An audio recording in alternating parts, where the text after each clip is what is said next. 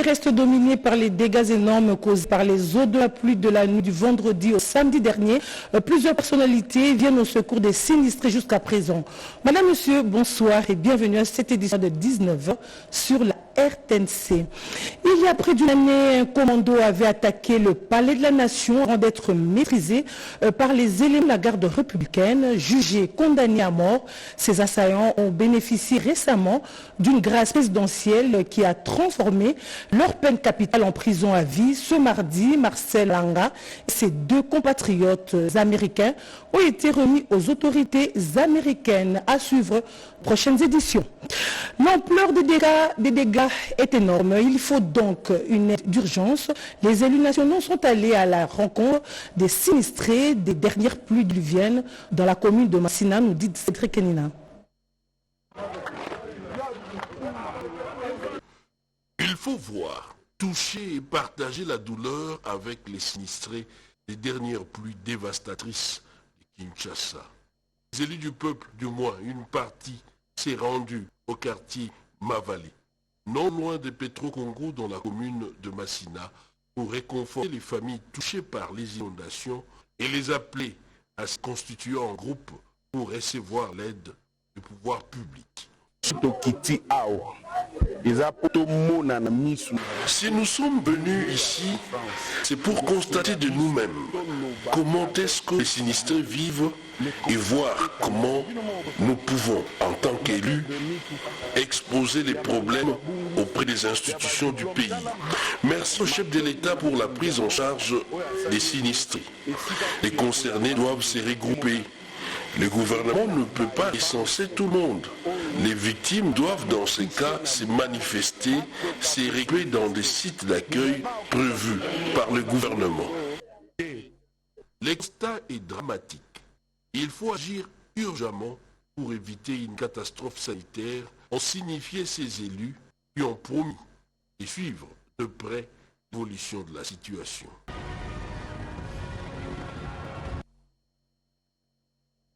Un nouveau drame fluvial endeuille la province de l'Équateur dans la nuit du lundi 7 au mardi 8 avril 2025.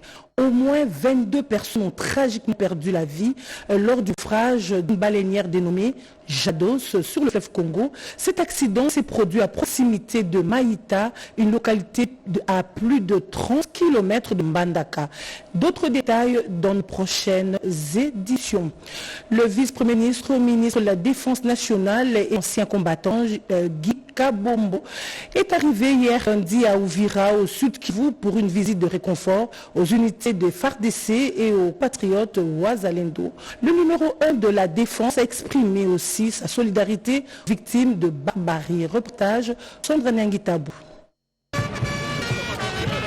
Dans sa quête effrénée des solutions durables à la crise que traverse la République démocratique du Congo, le vice-premier ministre, ministre de la Défense nationale et des anciens combattants Guy Kabombo a foulé les sols d'Uvira dans la province du Sud Kivu. Il s'est dirigé tour à tour au rond-point Kanvivira où il s'est adressé à la population au nom du commandant suprême des FARDC Félix Antoine Tshisekedi Tshilombo ainsi que de la première ministre Judith Suminwa, transmettant un mot d'encouragement à cette population pour leur marque de soutien aux forces armées congolaises. Devant cette population réunie, il a également exprimé sa solidarité aux victimes de la barbarie, mais également encouragé les vaillants Ouazalendo. Guy Kabombo Mwadianvita a évoqué les mesures mises en place par le gouvernement central pour lutter efficacement contre l'extrémisme terroriste du M23 AFC soutenu par le Rwanda, qui demeure préoccupante. Le VPM de Défense nationale et des anciens combattants s'est dirigé ensuite à l'état-major du secteur opérationnel Sokola 2 du Sud Kivu pour recueillir des doléances et suggestions en vue de la bonne conduite des opérations en cours.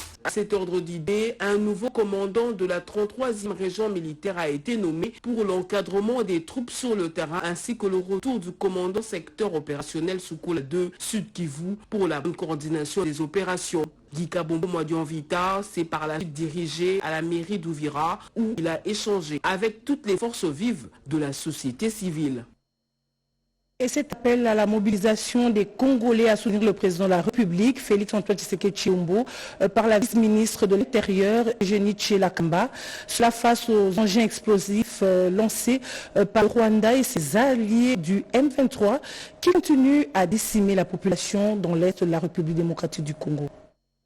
Placé sous le thème « Sensibilisation au risque des mines et reste des explosifs de guerre pour sauver la population dans les zones à conflits armés », la Journée internationale des luttes anti-mines a été célébrée avec face au ministère de l'Intérieur. Occasion pour la ministre Eugénie Tshilakamba, qui a présidé cette cérémonie, de focaliser son allocution sur l'occupation illégale partie de l'Est de la RDC par le Rwanda et ses supplétifs du M23 avec les engins explosifs entraînant les morts des Congolais. Face à cette situation, elle a tenu à saluer l'engagement et la détermination du chef de l'État, Félix-Antoine Tshisekedi Tshilombo, pour sauver ses compatriotes et ramener la paix définitive. Son Excellence, Monsieur le Président de la République, fait preuve d'un leadership remarquable et abat un travail de titan pour mettre fin à cette guerre et rétablir définitivement la paix dans notre pays. Cette journée de sensibilisation nous rappelle que chaque mine désamorcée est une avancée significative vers un monde plus sûr. Nous devons intensifier nos efforts pour la sensibilisation des populations et la mobilisation des ressources en faveur de la lutte anti-mine. Pour sauver les vies face aux engins explosifs des territoires dans l'est du pays, la vice-ministre de l'Intérieur, Eugénie Tshilakamba, a appelé à la mobilisation générale des Congolais derrière les efforts du commandant suprême Félix-Antoine Tshisekedi Tshilombo. Plusieurs blessés de guerre ont été couronnés à cette cérémonie avant la remise des certificats aux participants. Et à Kinshasa, les travaux préparatoires du Conseil national du travail se sont ouverts et c'est le ministre de l'Emploi, Travail et Prévention sociale qui a procédé au lancement des 10 travaux pour une élaboration des conditions de travail optimales, nous dit Chindondo. C'est par ce mot que le go a été donné dans le début des travaux préparatoires de la 7e session ordinaire du Conseil national de travail. Ces travaux d'une durée de 7 jours réunis autour d'une même table, une tripartite composée de bancs syndicales, le représentant des employeurs et c'est du gouvernement de la République. Dans son discours d'ouverture, Ephraim Akwanameto a d'entre eux j'ai rendu un hommage mérité au président de la République Félix-Antoine Tshisekedi Tshilombo qui l'a qualité l'artisan de la paix sociale grâce à qui la tenue des présentes assises a été rendue possible. Conscient du fait qu'au cours de cette session, plusieurs matières émanant de 3 bancs seront passées en revue. Le ministre de l'Emploi et du Travail exhorte le participant à suivre les directives édictées par le gouvernement. C'est pour moi le devoir de rappeler la recommandation de son Excellence Madame la Première ministre, chef du gouvernement, que la priorité devrait être accordée aux mesures d'augmentation de revenus des travailleurs dans du secteur public et privé tel que consigné dans le programme d'action du gouvernement, notamment par l'ajustement ou la fiction du salaire minimum interprofessionnel garanti SMIC, sur lesquels tous les travailleurs attendent avec impatience les résultats de ces assises. L'occasion était tout indiquée pour Ephraim Akwanameto d'exprimer toute sa gratitude aux partenaires socio-techniques et financiers, avec mention spéciale à l'Agence de coopération belge et l'Agence française de développement pour leur soutien dans la mise en œuvre de projets et programmes dans les secteurs de l'emploi et travail. De son téléspectateur général Donna Bagula, dans son mot de bienvenue, fait état de 54 avant-projets de matière à traiter, a appelé le partisan au consensus. Les femmes de la technique de planification minière sont tant préoccupées que tout Congolais l'ont exprimé à la fin de la rencontre présidée par le vice-ministre des Mines à Hilton Hotel sur la situation de la femme en général. Etchala, reportage. À la cellule technique de planification minière, les femmes particulièrement touchées par la souffrance posent les occupants rwandais aux populations congolaises, les viols des femmes, les supplices des enfants, devenus monnaie courante. Le vice-ministre des Mines, Godard Motemona, qui a présidé cette rencontre, a exprimé toute sa confiance dans l'humanisme des femmes. Ondele Toulouka Patricia estime que cette guerre est une blessure dans la chair de toute femme congolaise. C'est l'humanité qui intéresse la femme. Et dans l'humanité, il y a la femme elle-même qui est la pièce maîtresse. Et donc, face à ce que vivent nos sœurs, nos frères, nos vaillants héros, les FARDC de Ouazalem, nous ne pouvons pas rester avec eux. Nous travaillons tous les jours, nous allons au bureau, nous sommes dans une zone qui est calme. Et d'autres pourraient penser que ça ne nous intéresse pas, ce n'est pas vrai. En dehors d'être la CONAF, en dehors d'être une femme, je suis une mère et nous soutenons beaucoup de jeunes aussi. Maintenant, nous sommes dans la capacité de le faire et nous nous sentons démunis. C'est pour ça que nous avons voulu d'abord penser à faire le don de sang, qui est le don de la vie. Le sang, c'est la vie, pour dire à nos sœurs, à nos frères, nous sommes là, nous ne vous abandonnons pas. Les femmes congolaises affirment que la guerre d'agression rwandaise est une blessure dans leur propre chair et elles élèveront la contre autant qu'il le faudra. Et le Centre national de lutte contre le cancer, CNLC et One 99 intensifient leurs efforts aux cliniques universitaires de Kinshasa. Après les visites de Nganda et Mater Dei, ils informent la population sur la prise en charge gratuite des médicaments cancéreux dans les établissements de santé, nous dit Balaka. Ces visites qui ont débuté au centre hospitalier Nganda jusqu'à Mater Dei dans la périphérie de Kinshasa avant de chuter aux cliniques universitaires avaient pour but de sensibiliser sur la prise en charge gratuite des médicaments contre les cancers dans des hôpitaux spécialisés. Les professionnels de santé, eux, en appellent à une prise en charge globale. La chimiothérapie, ce n'est qu'un des volets de traitement. Et si le gouvernement de la République, à travers ce programme, vient prendre en charge les patients cancéreux, que la prise en charge soit au moins globale. Partant du diagnostic jusqu'au traitement. Les cancers est soigné. Bien sûr, la prise en charge en fonction du stade. Tôt on découvre les cancers, mieux on soigne. Quand on a une maladie qu'on appelle cancer, vous êtes pris en charge totalement. Donc nous, comme on a commencé avec les médicaments, nous disons merci au gouvernement, mais que le gouvernement continue à prendre en charge aussi les biens paracliniques, les personnels qui travaillent, la nutrition, les effets secondaires liés à la chimiothérapie.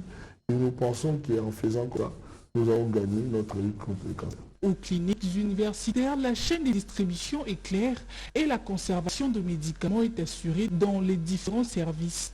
Le déploiement de produits se font aussi à Kisangani dans la Tchopo et à Lumbashi dans le Haut-Katanga. En Ituri, la jeunesse du territoire d'Aru est appelée à soutenir les institutions de la République et à s'opposer à tout mouvement visant à déstabiliser la province. Cet appel a été lancé par la communauté Kakwa à la suite d'un entretien avec le vice-gouverneur, le commissaire divisionnaire principal, Raus Chaloué. Récit en audience ce lundi 7 avril 2025, le vice-gouverneur policier, le commissaire divisionnaire principal, Raus Chaloué, au gouvernorat de l'Ituri. La communauté Kakwa, par le biais de son président Abounia et environ Malissimo David, affirme avoir abordé des questions sociales, de développement et autres avec le deuxième citoyen de la province. Toutes les autres communautés ituriennes et celles qui ont choisi l'Ituri comme une deuxième province, de copier l'exemple des communautés d'Aru qui vivent malgré que le problème ne manque pas, mais ils savent résoudre leurs problèmes de bonne manière. De même, ce leader de la communauté Kakwa, conduit par le chef de la chefferie, souhaite voir la jeunesse de l'Ituri en général et celle du territoire d'Aru en particulier collaborer avec les services de sécurité pour mettre hors d'état de nuire les ennemis de la République. Ce chef coutumier du territoire d'Aru plaide auprès du gouvernement afin que lumière soit faite sur la disparition du chef Lokoudou Nelemade Vincent II, chef de la chefferie de Kakwa, Ima, en territoire de Radji, dans le Haut-Toueli. Nous sommes indignés parce que notre frère, mon collègue, le chef de chefferie de Kakwa, Ima, il y a 2 semaines qu'il est arrêté pour une raison qui n'est pas encore connue. Alors nous voulons aussi connaître de quoi le chef est arrêté. Nous soyons aussi été informés. Dans la province de l'Équateur et plus précisément à Mbandaka, un atelier de vulgarisation de 3 textes de la PNC dirigé par une délégation du commissariat général s'est tenu dans la salle de réunion de l'Institut national de formation professionnelle INPP. Images et commentaires. Il était question au cours de cet atelier de vulgariser 3 textes dont la doctrine de l'emploi des unités d'intervention en RDC et la formation sur la nouvelle TJ et le nouveau schéma directeur qui va désormais conduire la PNC dans le quinquennat 2024-2028. Le vice-gouverneur Thomas Moyengue, qui a présidé ces assises, a de prime abord rendu des vibrants hommages au chef de l'État Félix Antoine Tshisekedi Tshilombo pour les énormes efforts qu'il ne cesse de déployer afin de restaurer la paix à l'est de la RDC. Mais auparavant, le représentant de PARP 3, programme d'appui à la réforme de la police, Jean d'Angleterre, a dans son allocution retracé l'historique des activités menées par ce projet et ses réalisations dans la province d'Équateur. Les activités menées ont tenté de remédier partiellement à cet état de fait et ces effets sont aujourd'hui reconnus tant par les autorités politiques administratives que par la police et la population. Pour sa part, le représentant du commissaire général, le commissaire divisionnaire Awachango Vital, a exhorté les participants à s'approprier ces assises. Nous devons tous être conscients que la sécurité et la paix sont les fondements sur lesquels repose le développement et le bien-être des non-concitoyens. Cet atelier dispensé par une délégation du commissariat général de la PNC conduite par le commissaire divisionnaire Awachango Vital. Chiffres qui font bondir de joie une semaine seulement après l'ouverture de ses bureaux à Kindu, DRC Gold Trading SA, société publique spécialisée dans l'achat et l'exportation de l'or artisanal et à petite échelle, a réussi l'impossible en achetant 50 kg d'or dans le Maniema. Cédric Enima. L'artère centrale de Kindu. Un géant congolais a pris ses quartiers dans cette villa. Voici le siège local du DRC Gold Trading dans le Maniema. Inauguré il y a tout juste une semaine. Ces locaux n'ont pas chômé. Dans cette enveloppe inviolable, le gouverneur des provinces remet symboliquement au DGA de l'IRC Gold 50 kilos d'or, réalisés en un temps record. 50 kilos en une semaine. Exploit et signe de fierté pour le Maniema qui n'avait jamais exporté le moindre gramme d'or depuis des lustres. Pour marquer la cérémonie de lancement de cette première exportation officielle, l'IRC a sorti le grand jeu. Mes remerciements s'adressent au président de la République, chef de l'État, qui a pris l'initiative de créer la société DRC Gold Trading. C'est parmi les meilleures décisions économiques qu'ait prises les chefs de l'État durant ce mandat. Pour 2025, DRC Gold Trading nourrit l'ambition d'exporter au minimum 16 tonnes d'or d'extraction et à petite échelle. Les succès de l'ex-primaire gold ne se limitent pas qu'à la traçabilité. L'entreprise a également permis une meilleure redistribution de revenus au profit des exploitants artisanaux. On ne le dira jamais assez. DRC Gold Trading est une société publique. Les Congolais y détiennent 55% de partiels contre 30% pour les faux miniers et 15% pour la GECAMI. Passons présent à ce lancement lundi 7 avril 2025 à Chikapa, des activités de validation de l'édit sur la passation des marchés publics privés avec l'appui technique et financier du projet Encore. Cet atelier vise à jeter les piliers de la gestion des dépenses publiques qui ont aidé à la construction de la province du Kasaï dans le cadre de la refondation des finances publiques. Bowenga Evé, coordonnateur provincial du projet d'amélioration de recouvrement des recettes et des dépenses publiques, a félicité le gouverneur de province pour son accompagnement et sa disponibilité à la réforme des finances publiques.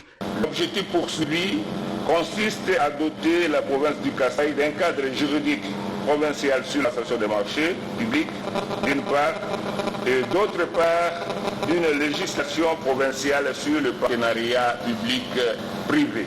Pour sa part, Crispin Moukindi Boukassa, gouverneur de province, a rendu un vibrant hommage au chef de l'État congolais pour sa détermination à améliorer la gestion des finances publiques en RDC en général et à la province du Kasaï en particulier. Il a par la même occasion invité les participants à s'approprier cette activité. Après l'élaboration par des experts nationaux des projets d'ici la passation du marché public, il s'avère indispensable de procéder à leur validation au niveau provincial et local. Je vous invite de faire de votre mieux pour doter notre province de textes justes, adaptés et conformes aux standards internationaux. Signalons que ce cadre permettra à la province du Kasaï d'éviter les chevauchements entre les procédures de passation de marché public et le partenariat public-privé. Le mois de mars, mois des droits de la femme qui a pris fin il y a de cela quelques jours. On en parle encore dans ce journal avec les femmes de l'INPP au Katanga. Elles ont clôturé avec un culte œcuménique, nous dit Marie Kalong. L'unité nord de l'INPP au Katanga participé le 8 mars 2025, date marquant la journée internationale des droits de la femme, au culte œcuménique soutien aux victimes de la guerre et des forces loyalistes qui combattent à l'est du pays.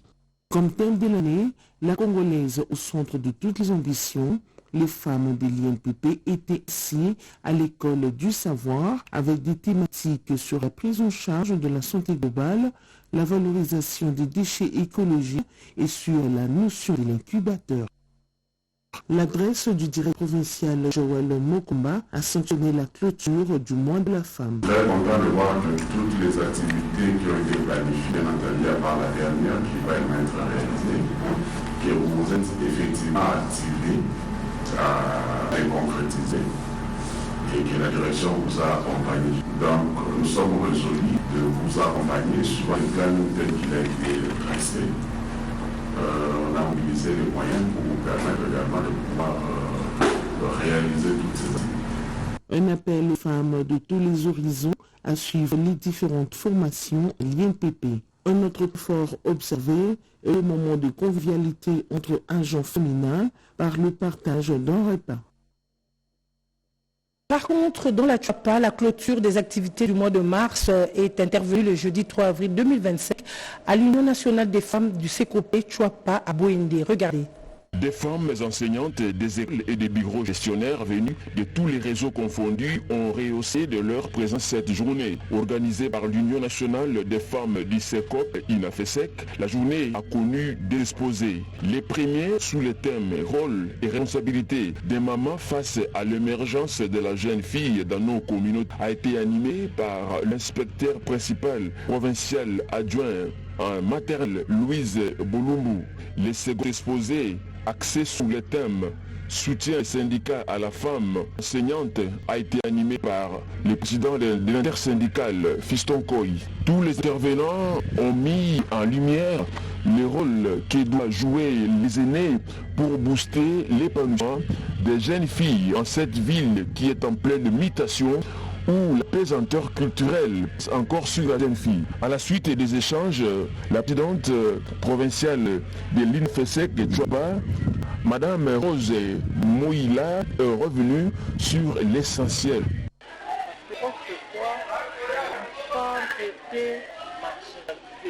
Dans la femme, c'est vraiment pour la procréation. Utilisé comme un objet chez l'homme. Là, aujourd'hui, on a favorisé la femme. Alors nous voulons seulement aider les mamans qui ne sont pas à cette époque primitive. Maintenant, nous devons prendre conscience pour que nous puissions, que chaque femme puisse émerger. Alors c'est pourquoi nous avons chez nous organisé cette cérémonie pour que nous puissions simplement aider les femmes. Et la femme aussi est capable de faire quelque chose comme l'homme. Tous les participants se sont engagés à répercuter les messages dans la communauté. Autre chose, le lancement du concours, la 4e édition du festival culturel du Grand Kasaï, le week-end dernier à Kananga, dans la province du Kasaï central. C'était sous le thème « Une paix durable pour un Congo meilleur ». Lancé à partir de la ville de Kananga, la 4e édition du festival culturel du Grand Kasaï, qui connaîtra la participation des provinces du Kasaï oriental, Kasaï central et Kasaï, est placé sous le thème « Une paix durable pour un Congo meilleur ». Thème qui, selon la coordonnatrice nationale Centre culturel de la jeunesse, Maître Alexandre Tchamamamba, vise à mobiliser la jeunesse et le monde culturel autour de la culture de la paix en RDC. Les choisi a pour but l'éveil patriotique de ces jeunes adolescents et jeunes qui sont dans cette âge, ainsi que les différentes des populations et la promotion de la paix dans le Kasaï central ainsi qu'à l'est du pays. Il y a plusieurs activités qui sont inscrites. Il y a d'abord la danse traditionnelle du peuple Kouba qui vient de chaque année. Il y a l'appellation des mots, il y a le mathématique ainsi que la culture générale. Il y aura des différents thèmes à explorer sur la paix, sur la cohésion nationale, sur la lutte contre le mariage précoce, sur la promotion de la femme ainsi que sa place dans la société. Lançant officiellement ce festival, le ministre provincial de la culture du Kasaï central, Honoré Mouchipaï, émet le vœu de le voir contribuer aux efforts déployés contre l'agression rwandaise. Nous émettons le vœu de voir festival devenir un rendez-vous pour le soutien des efforts au FRDC, aux compatriotes Toazalendo, du gouvernement de la République démocratique du Congo, ainsi à la promotion des activités culturelles et aux talents de jeunes et adolescents de notre espace Grand Kasaï. Ce festival, qui bénéficie de l'accompagnement du député national Thierry Moulumba, s'achève le 30 juin 2020. Voilà, et les femmes des médias se sont lancées dans la campagne Congolais Téléma. Elles ont sensibilisé la population de Tchango sur les raisons de l'agression rwandaise en République démocratique du Congo et la lutte contre la désinformation. Nous écoutons la vice-présidente de la Tribune Femmes des médias, Grace Ndabi.